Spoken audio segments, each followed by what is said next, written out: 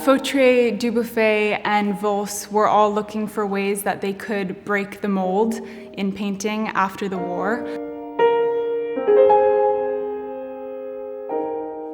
They were all trying to subvert and interrogate preconceived notions of beauty in painting.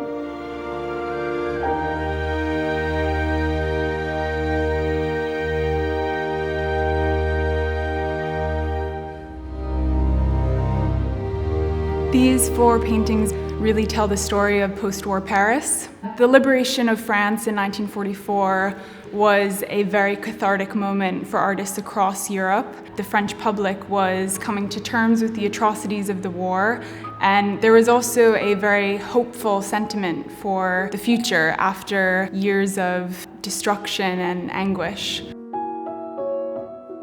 The war had just ended when Dubuffet executed Le Cavalière au Diamant. Dubuffet was relatively unknown during the war, and it was only in 1945 that he was discovered by the gallerist René Drouin. Le Cavalière au Diamant is one of the first times that Dubuffet began exploring portraiture on a deeper level. Here we see an embracing, dancing couple who are joyful and relieved after these terrible years of war. This woman is beautifully dressed. She has a beautiful diamond ring and diamond earrings, which Dubuffet conveys via mirror shards and gold pigment. His choice of composition speaks to the post-war economic boom in Paris and the bourgeoisie returning to normal life again. All 3 artists were associated with the gallerist René Drouin. He actually discovered these artists and celebrated and championed different outsider art.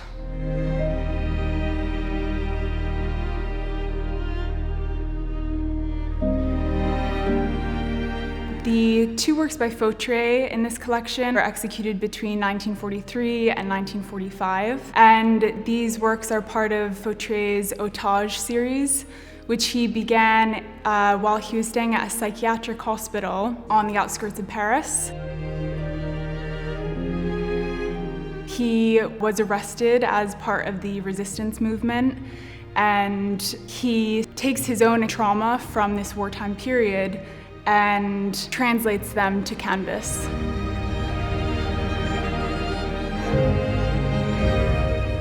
For Fautrier, the tension between abstraction and figuration was really the only way to answer the questions prompted by the war and his own experiences.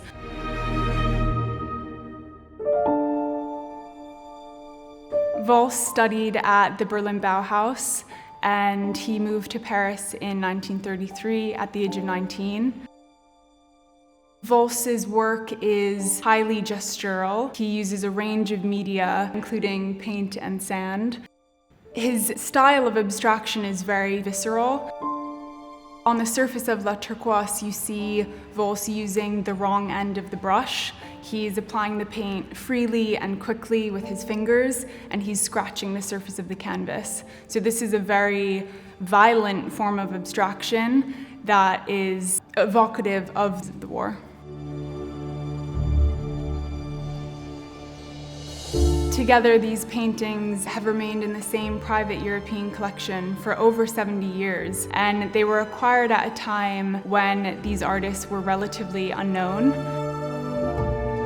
They're images of hope and despair, of triumph and trauma. Together, these paintings exemplify artists coming to terms with the incalculable void left behind by the war, but also how they could move on.